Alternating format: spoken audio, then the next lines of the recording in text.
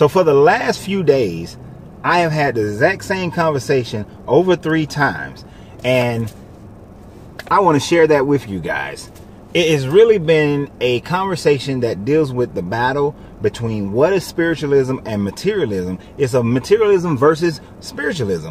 How can a person who has material things be spiritual? And if you're spiritual, then you must take almost a vow of poverty, certainly not have desires to become wealthy or to have a lot of things. And this was a discussion that I had. And in all of it, there is a divine paradox of it that works on both levels. And I want to be able to share that with you guys. And I hope that you stick around, and I look for great debate down at the bottom. So please comment if you agree, if you disagree, or what's your thought process on it.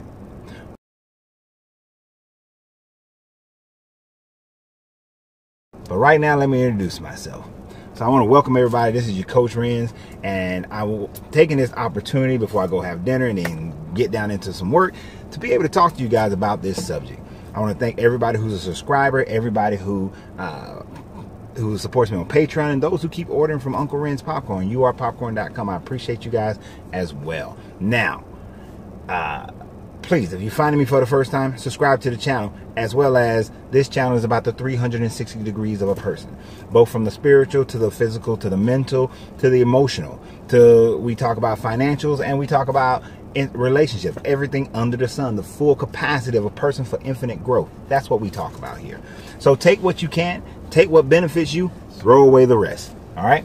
Now, so this battle, this discussion that I've had, let me give you a basis of it. For the most part, especially the young man I was talking to today, we have these preset ideas based on society of what a spiritual person looks like. We've seen Buddha, we've seen Jesus, we've seen Gandhi, we've seen Malcolm, we've seen Martin, we've seen Mother Teresa, we've seen all these different people that we say this is a spiritual person.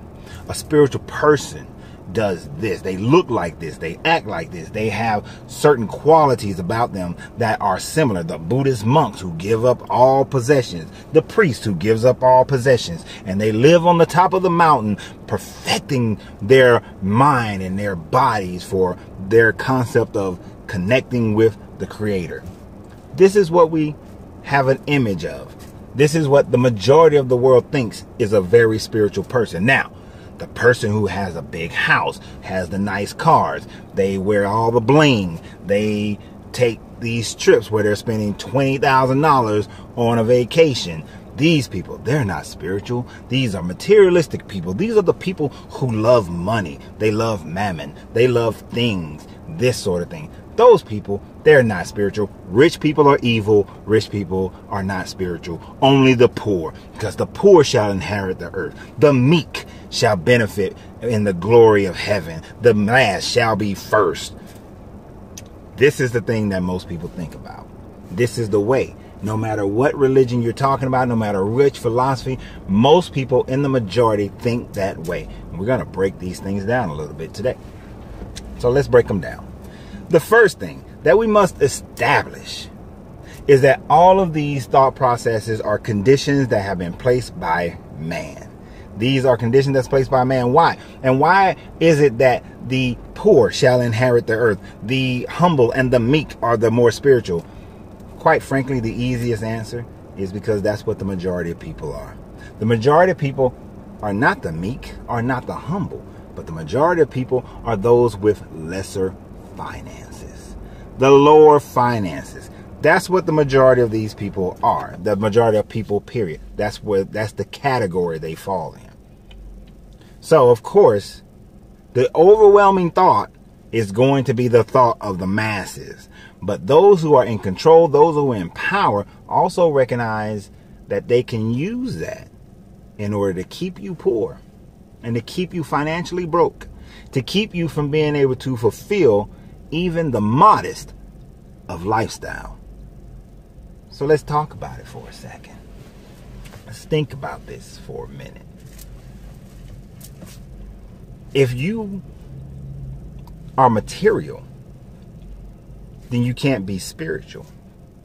But yet, when we look at the divine paradox of everything in existence, the spiritual and the material, we understand that in the divine paradox that the all is in all, but all are not the all. Meaning, in lesser thought process, God is in all, but all are not God. You are not God, but you are of God.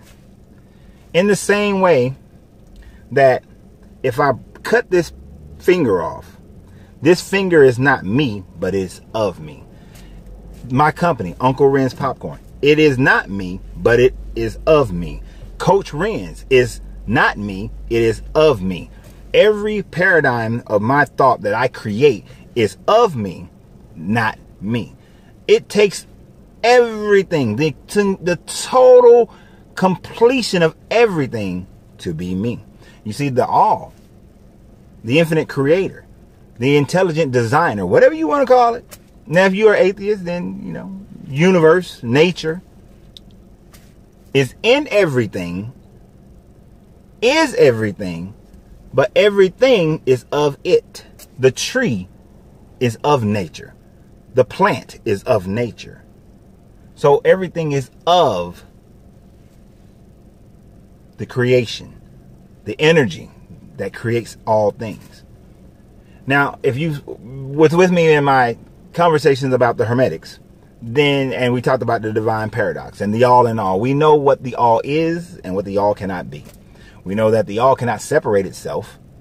It cannot take a piece of itself and put it over here and be another thing, because anytime it is not complete, it is not the all. Anytime it does not know itself to be the all, it is not the all, which is why everything is of the all and of nature, but not is the all, nor is nature. So the all cannot separate itself into a lesser deity, cannot separate itself into man, cannot separate itself into anything. It can only be itself in totality. The all cannot also have a birth and a death. The all must be always. The all must be complete and eternal. If it is not eternal, then it is not the all. And what is the point of all of that?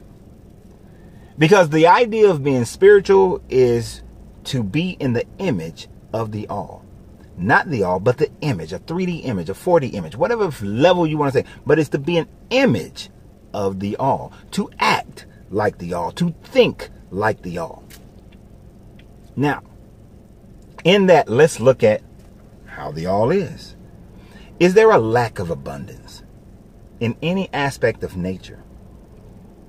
Is there enough air? Everything that is working within nature knows to consume as much as it is needed.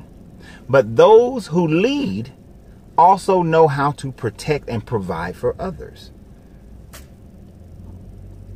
The lion doesn't overhunt, but the lion protects the pride to make sure that it doesn't overhunt, but it also protects to make sure other animals that could possibly come in and overpopulate, overhunt, it makes sure it doesn't happen.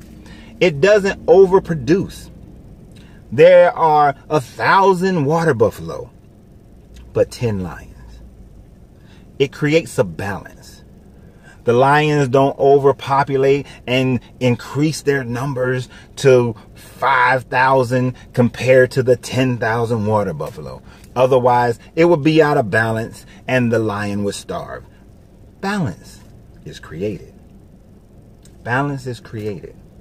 When we look at man and his spirituality between materialism, balance must be created. A perfect example of this would be someone that I've listened to for decades, Tony Robbins. If you do not know who Tony Robbins is, he's a motivational, transformational coach, speaker guy, right? It's like really big, really tall, had a form of gigantism, but that is not the point. The point is, he tells a story of his youth. When his parent, he grew up poor in Canada, I believe, but grew up poor, what we would call poor, financially poor. Let me put it that way. He was financially poor.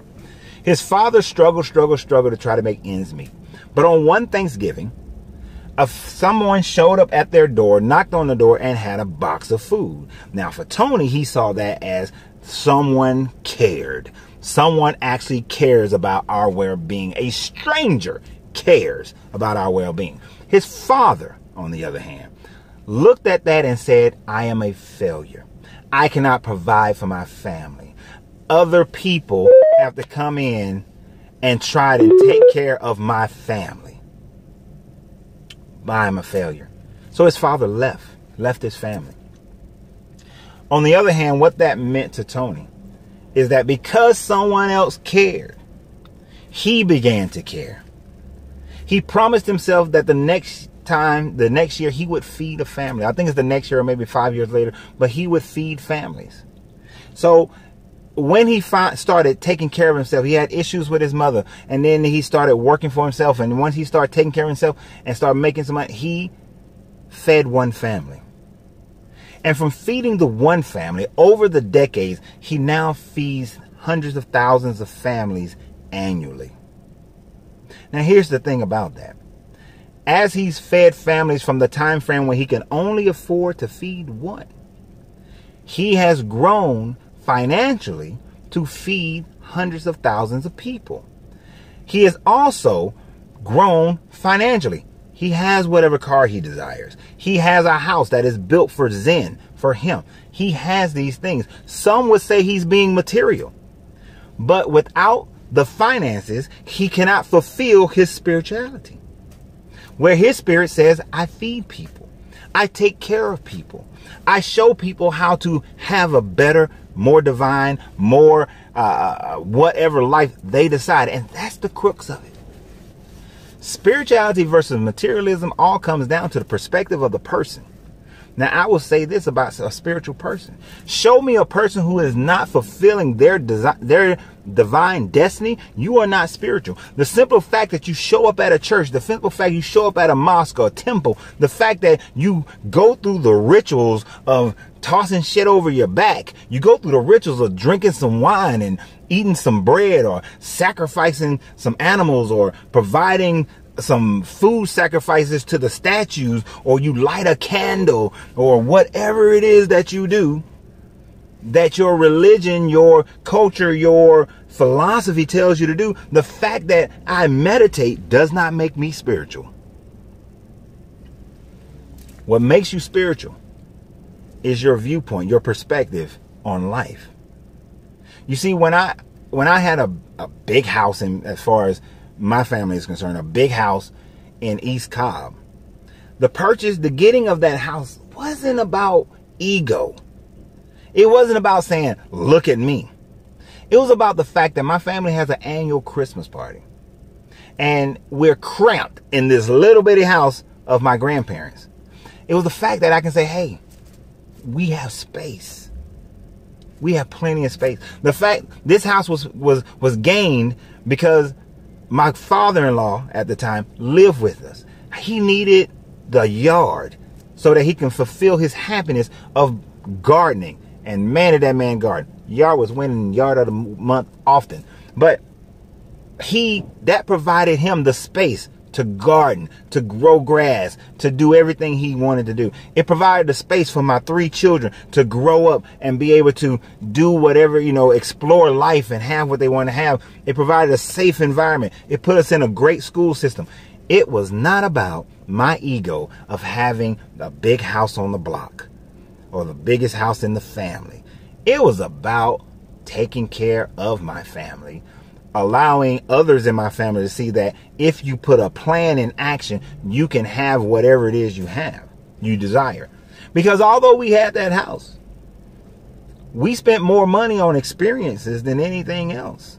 More money going into the mountains and going to the lakes and the rivers and traveling, doing that more than anything else. It wasn't about the accumulation of material things. It wasn't about our car. Hell, we had a minivan. It was a minivan, and what was it? Oh, and then later on, because the other car got wrecked, we had a Jeep Cherokee. But it was a minivan. Why? Because it was more conducive for our lifestyle. It was about that. You see, a spiritual person can be wealthy, and a spiritual person can be poor. A material person can be wealthy, and a material person can be poor. this is the paradox. This is the paradox. You show me a wealthy person who loves and is in love with their money and in love with their possessions, and they hold on to them tight, and they hold them as something that they can't release, that it defines them. The size of my house defines me. The jewelry I wear defines me. The clothes I wear define me. The places I've gone, they define me. If you show me that person is not spiritual. But again, at the same time, show me the poor person who says that, well, you know, I go to church every Sunday. I pray on my knees every morning. I pray for everything. I give God the glory for everything. The glory for waking me up in the morning. The glory for getting me out of bed. The glory for giving me breath. The glory for having a house to live in. The glory for, you know, I had this person. I was in a space and I was overhearing their conversation, and they was talking about God is blessing us right now. God is blessing us by making sure that we got our tax return right now. And because God is blessing us with our tax return, I was like, oh my good God dang. You filed your tax return because you paid more money than you should have paid in the taxes, or you are eligible for certain tax credit, and the government paid you back. This is not God is blessing you. This happens every freaking year. This is because you filled out some paperwork. This is because you had a job and you got a W-2. This is because of that. This is because when you filled out your W-4, you filled it out so that you pay more than you actually were required to pay. This, you have a child, so you're getting tax credits. God is not blessing you. It's cause and effect. But that person is not spiritual, because they say these things because they want you to notice. They want your praise. They want you. They say, oh, I don't want for a big house. I don't want for this kind of car. I don't want for these things because that's not godly. They're saying that so that they are getting that response from you. They think that, oh, by saying that, I'm showing I'm better than you. That's their pride talking. That's that ego talking. That person is not spiritual either. The rich, the middle class, the poor, none are spiritual. When you are walking around with ego, when you're walking around with pride, when you're walking around saying that all this is mine, the accolades is mine, the house is mine, when all these things define you, you're not spiritual. Sorry, heard something. Thought somebody knocked on my door. But you're not spiritual. You're not. That freaked me out. But let me tell you what is spiritual. What is spiritual is when you know thyself, and then you work consistently every day to perfect thyself. You see, in many cultures, whether it is the teachings of Tahuti, the Bushido Code, the understanding of the Tao, no matter what it is, even in your books of your Abrahamic religions and your Hindu religions, even in the religions, ancient and modern, the perfecting of self, the working on self, the knowledge of self, and working on that is you being spiritual. Now, take, for instance, a person, I don't know them personally. I'm just using an example. It may be correct. I may be wrong because I don't know them. But take a Bill Gates, for instance. Bill Gates, he has a talent, a business talent and a computing inventive talent. He utilized those talents. Not that he was trying to make the money that he's making now, because he actually tried to sell his product to IBM. But he became the owner, one of the primary owner of Microsoft. He's worth billions of dollars. I don't remember how long ago it was, but he declared that he was giving away 98% of his income. Now, the 2% that's left over is way more than half that most people make, period. You can take a whole city and put them together, and it's still probably less than the 2% that he makes. But he starts giving away. He creates the Gates Scholarship. He does a bunch of, him and his wife Melinda does a bunch of other things. And they give away a lot of this money. They give away. They give. Now, I don't know if his of their heart, of their spirit. I don't know why they're doing it. I don't know if it's for tax purposes. It can't be for tax purposes because you can only give away like 30% of your income and use that as a tax deduction. The rest of it is just an overflow that you will never recoup if you're consistently giving that away. So I don't know what his main purpose of doing it, but a spiritual person recognizes that, I have enough. I have enough. I can give away 98%. And you know what? The thing about it is I'm giving it away to things that matter to me. Things that feed my spirit. Things that give me significance to myself. Not significance to the world. Not the people who say, look, I'm charitable. Not to those people. No, but I'm significant to myself because I am giving this to humanity. I'm building schools. Not for myself. Not for you to say, it's my school and look what I did. No, I'm building these schools because my spirit is fed. My spirit is filled when I give to humanity, when I do this for humanity, or even if it's not even humanity, when I do it for my family. When I do it for my family. If I'm doing something to help my children, to build my children, am I affecting the world on a grand scale? No. But I'm affecting my son. I'm affecting my 2 daughters. I'm affecting them. I'm giving them an opportunity that I didn't have in life. When they have an opportunity I didn't have, it feeds my spirit. It's my spirituality. And everybody has a different path of their own spirituality. Your path and someone else's path cannot be measured nor compared because it is for you. But when you're going outside yourself to look good to other people, you're not being spiritual. Being spiritual is looking good to yourself.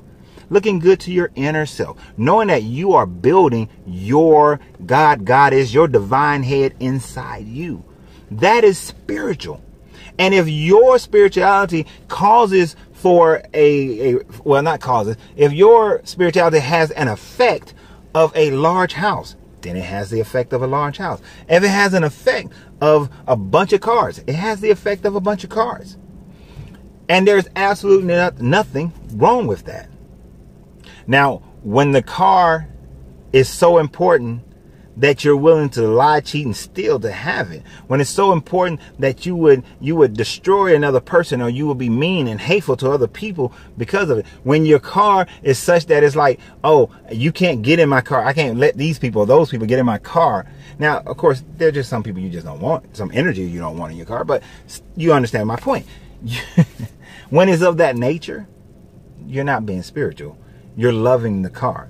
This is where I do agree with the wisdom that you cannot love both God and mammon. But the God I'm talking about is the God is inside you.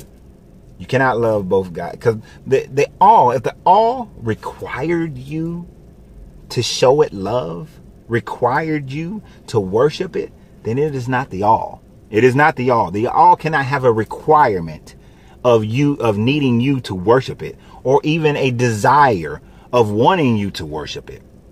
So the only all that you need to focus on is the one inside yourself. When you are elevating your consciousness to where it came from and rejoin the all, knowing the experience of this existence that you have had, whether it is this one or multiples, whether depending upon what you want to accept, then you rejoin the all. And you are still not the all. But you have filled your spirituality. No one can measure it. No one can compare it. It is yours and yours alone, your path. I cannot determine your path, nor can you determine mine. No one can say this is spiritual and that is spiritual. Because remember, the moment you label me, you negate me. And the moment you label me, I must now live up to the labels. So we will battle with this over and over again. Many of you will disagree wholeheartedly with everything that I said, or some of what I said, or most of what I said. At the end of the day, guess what? It doesn't matter if you agree or disagree. I've told you guys plenty of times, I can stand on a mountaintop speaking my truth, and I'm good. I don't need your agreement. And you shouldn't need anyone else's agreement either. Your path of life is your path of life. Your path of spirituality is your path of spirituality. Embrace the trueness of yourself, your authentic self. Embrace your God, goddess inside. Embrace who you are and fulfill your destinies, fulfill your ability, fulfill your talent, fulfill your greatest desires you have in life. Fulfill that and you will be spiritually fed and your spirit will grow and you'll reconnect with the all. Do that. Otherwise, you will battle with the ideas of man and what you should be or should not be. What is spiritual and what is materialism? They both are on the same pole and coexist at the same time. It is all a matter of perspective and you looking at the indwelling inside yourself.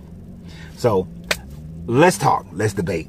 Let's have a conversation. Put your comments down below and don't forget to subscribe to the channel. Watch these other videos and continue to remember you have to free yourself to be yourself because your greatness is non-negotiable.